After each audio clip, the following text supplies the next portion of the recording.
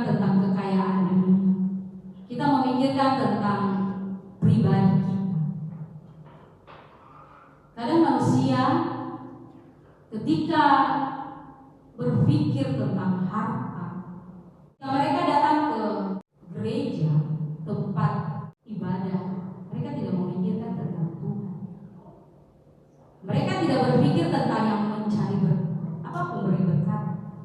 Mereka hanya mencari berkat, memberkati mereka. Kadang kalau mereka mencari Tuhan, itu mereka dapat berkat. Tetapi ada orang tertentu yang datang ke gereja cuma mencari berkat. Judul perikop saya pada hari ini yaitu kita kaya dan berharga di mata Tuhan. Amin. Saudara, jangan sampai kita seperti orang ini yang cuma datang mencari harta tapi tidak mencari Tuhan, yang cuma datang mencari berkat tapi tidak mencari Tuhan. Orang-orang itu cuma orang bilang datang lalu pantat, rasa-rasa pantat, itu pergi. Mereka cuma mencari harta. Orang dunia bilang harta dan tahta. Yang mereka pikirkan cuma harta dan berkat, tetapi mereka tidak pernah mencari memberi berkat. Orang seperti begitu, mereka tidak tahan di dalam gereja. Mereka tidak bertahan di dalam komunitas. Mereka akan bosan dan pergi mencari komunitas lain atau berbicara. Tapi saya percaya bahwa kita semua yang hadir tidak seperti itu. Saudara, Kolose ini dia menceritakan yang ayat 1 sampai ayat 2 tentang penderitaan Paulus dan pelayanan Paulus. Seperti yang kita tahu bahwa Paulus yang pernah namanya Saulus, dia pernah menjadi pemberontak bagi orang Kristen. Dia menganiaya orang Kristen. Ketika dia bertobat sungguh-sungguh di hadapan Tuhan, dia memberi dirinya sepenuhnya untuk Tuhan. Bahkan dia bisa menderita untuk Tuhan. Saudara, Paulus berbicara tentang penderitaan dan pelayanannya kepada jemaat di Kolose. Pada saat itu jemaat di Kolose mereka dalam keadaan yang tidak baik. Dan untuk menguatkan mereka, dia menceritakan tentang pengalamannya untuk melayani Tuhan. Saudara tahu bahwa kita melayani Tuhan itu tidak gampang. Banyak tantangan dan rintangan yang kita hadapi. Kalau kita tidak kuat, kita tidak mampu. Ketika kita menaruh pengharapan kita sungguh-sungguh di hadapan Tuhan, Tuhan memampukan kita. Amin. Saudara, banyak sekali anak-anak Tuhan yang sudah melayani Tuhan, tapi ketika mereka mendapat tantangan dan rintangan dalam kehidupan mereka sehari-hari, mereka mundur. Karena apa? Mereka tidak betul-betul mendalami Tuhan. Kita kaya dengan hikmat. Hikmat itu kemampuan memahami sesuatu yang baik. Dan orang yang diberi hikmat, orang yang betul-betul mengandalkan Tuhan, hidup karib dengan Tuhan. Orang yang mau bersahabat dengan Tuhan, orang yang mau duduk di kaki Tuhan. Maka Tuhan memberikan dia hikmat. Tuhan memberikan dia sesuatu yang baik, berpikir yang baik untuk mengalami Tuhan. Karena banyak orang yang melayani Tuhan cuma mengandalkan diri mereka sendiri. Mereka masih penuh dengan kedagingan, masih menonjolkan diri, ini saya, bukan Tuhan. Mereka tidak pernah mengandalkan Tuhan. Mereka hanya memikirkan pengertian daripada diri mereka, pengertian dari hidup mereka, pengertian mereka sendiri tanpa mengandalkan Tuhan. Tuhan tidak akan memberi mereka hikmat. Karena hikmat, kemampuan yang baik itu berasal dari Tuhan. Tuhan memberikan kita hikmat untuk memikirkan yang baik. Karena di dunia ini ada dua, sisi baik dan sisi buruk. Sisi dari Tuhan dan sisi dari iblis. Dan kita anak-anak Tuhan, ketika kita mendalami Tuhan, kita mengerti perkataan-perkataan Tuhan, kita mengerti kemauan Tuhan, pasti Tuhan menaruhkan roh hikmat bagi kita. Itulah yang tadi saya bilang. Kalau orang yang datang cuma mau berkat, mereka tidak mendalami Tuhan, mereka tidak merasakan Tuhan. Kalau Tuhan merasakan Tuhan, dia tidak akan pergi dari komunitas itu, dia tidak akan pergi dari gereja itu, karena dia datang bukan mencari manusia atau gembala, dia mencari Tuhan. Kalau dia mengenal Tuhan betul-betul, dia tidak akan pernah meninggalkan Tuhan. Roh hikmat yang daripada Tuhan ada di dalam diri kita, ada di dalam diri semua orang yang mau berhubungan karib dengan Tuhan. Tidak sedikit orang yang bisa berhubungan baik dengan Tuhan, berhubungan karib dengan Tuhan. Tapi kalau kita betul-betul mau serahkan diri kita buat Tuhan, Tuhan akan memberikan perkara-perkara yang besar. Karena apa? Kita setia pada perkara-perkara kecil, makanya Tuhan berikan kita perkara-perkara yang besar. Makanya saudara, saya mengajak kita untuk mendalami Tuhan dalam kehidupan kita. Kita mau mengerti karakter Tuhan dalam kehidupan kita. Jangan pergi mencari berkat, mencari kesembuhan. Dimanapun kamu berada, ketika kamu sungguh-sungguh dengan Tuhan, Tuhan akan memberi hikmat yang berasal dari Tuhan, yang kamu akan sembuh. Berkatmu akan mengalir. Makanya yang pernah mencari berkat, cari yang memberi berkat, Tuhan Yesus Kristus. Datang ke sini bikin apa? Tahu gereja? Gereja itu rumah Bapa. Gereja itu bengkelnya Tuhan untuk kita orang-orang berdosa. Ketika kita datang ke gereja, Tuhan memulihkan kita, memproses kita untuk betul-betul mengerti dan memahami apa maunya Tuhan.